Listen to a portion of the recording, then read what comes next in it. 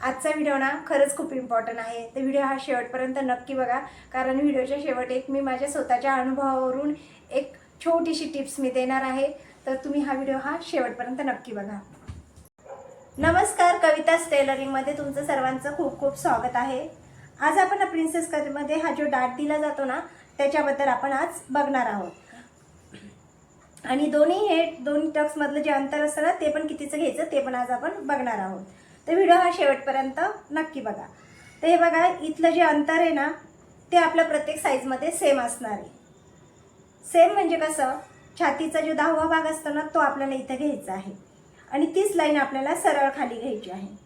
त्यानंतर ही खाली जे अंतर घ्यायचं आहे ना, ते आपलं इथं जे आलं आहे ना, त्याच्यापेक्षा अर्धा इंच कमी करायचं आणि इथं ते अंतर आपल्याला, ते माप आपल्याला इथं टाकायचं आहे. आता जो पण डाट आपल्याला द्यायचा आहे, तो ही जी सरळ लाईन घेतलेली ना आपण, त्याच्या पुढे आपल्याला हा डाटचं माप टाकायचं आहे. तर जेव्हा 28 ते 31 पर्यंत जे माप असतं ना चेस्टचं, तेव्हा आपल्याला इथं 1.25 इंचावर हा डाट घ्यायचा आहे.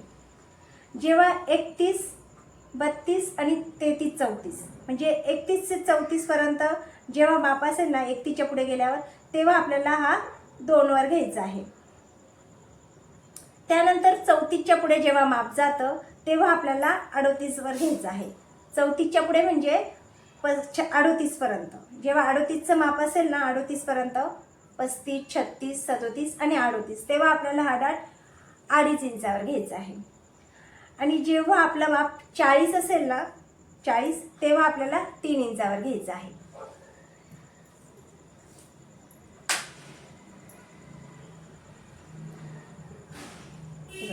आणि जेव्हा 40च्या पुढे माप जाईल ना, तेव्हा 40च्या पुढे मग किती असो, 42, 45 पर्यंत, तर आपल्याला 3.5 वर हा टक्स घ्यायचा आहे. 3.5 वर हा डाट घ्यायचा आहे. 28, 29, 30, 31, 1.25 इंच. 32, 33, 34, 35, 2 इंच. 36, 37, 38, 2.5 इंच. 40, 3 इंच. आणि 40च्या पुढे गेल्यावर 3.5 वर आपल्याला टक्स घ्यायचा आहे. आता जसं ते बदलत जाईल तसं इथलं माप देखील आपलं बदलत जाईल. तर बघा, आता जेव्हा 40चं माप राहील ना, तेव्हा हे अंतर 4 वर येईल. अजून पुढे पुढे हे माप बदलत जाईल, म्हणजे हे बघा असं बदलत जाईल. त्यानुसार आपला हा टक्स पण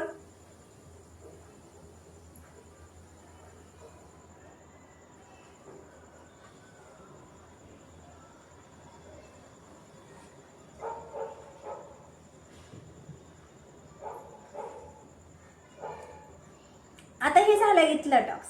आता इथं पण आपल्याला जो आर्म होल आहे, तिथं पण आपल्याला एक टक्स द्यावा लागतो. तिथं सुद्धा आपल्याला कट करावं लागतं. तर ते जेवढा पण आपण टक्स खाली दिलेला आहे ना, त्याचा निम्मा इथं द्यायचा आहे. त्याचा अर्धा आपल्याला इथं द्यायचा आहे. आता इथं 1.25 इंच घेतला आहे ना, तर 1.25 इंचाचं जेवढं अर्ध होतंय ना, तेवढं इथं आपल्याला कट करायचं. तेवढं आपल्याला इथं डाट द्यायचं आहे. 2 इंचाचं जेवढं अर्ध होईल तेवढं आपल्याला इथं डाट द्यायचं आहे. जेवढं पण माप आपलं इकडं आलेलं असेल ना, त्याचं निम्म करायचं आहे आणि इथं द्यायचं आहे. 3 वर आपण हा डाट टाकला तर इथं 1.5 इंचाचा टक्स येईल. आपण हा 2.5 वर टाकला तर इथं 2.5च्या निम्मे. आपलं जसं आपलं ही छाती माप वाढत जाईल तसं इथला डाट देखील आपला वाढत जाईल. आता तुम्हाला मी म्हटली होती की एक गोल्डन टिप्स. तर गोल्डन टिप्स म्हणजे काय, तर आता माझ्याकडे ना एक 34 छाती माप असलेले 2 कस्टमर आहे. पण एकाला जो टक्स पॉईंट आहे तो लागतो 1.5 इंचावर आणि एकाला लागतो 2 इंचावर. असं का, कारण जरी छाती माप एक असलं ना, तर काही वेळेस आहे ना आपल्या चेस्ट साईजमध्ये सुद्धा फरक असतो.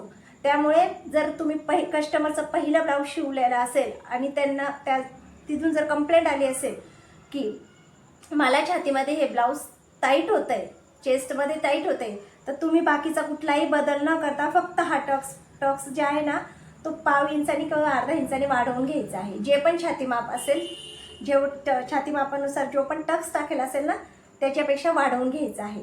आणि जर कस्टमरने सांगितलं असेल की हे ब्लाऊज मला छातीमध्ये ह्या साईडला लूज पडतंय, गळा लूज वाटतोय, तर ते अर्धा इंच तुम्ही कमी करून घ्यायचं आहे. ब्लाऊज एकदम फिटिंगमध्ये बसेल. तर तुम्हाला आजची टिप कशी वाटली कमेंट करून मला नक्की कळवा. तुम्हाला व्हिडिओ आवडला असेल तर व्हिडिओ लाईक करा. प्लीज माझ्या चॅनलला सबस्क्राईब करून घ्या आणि व्हिडिओ शेवटपर्यंत बघितल्याबद्दल खूप खूप धन्यवाद.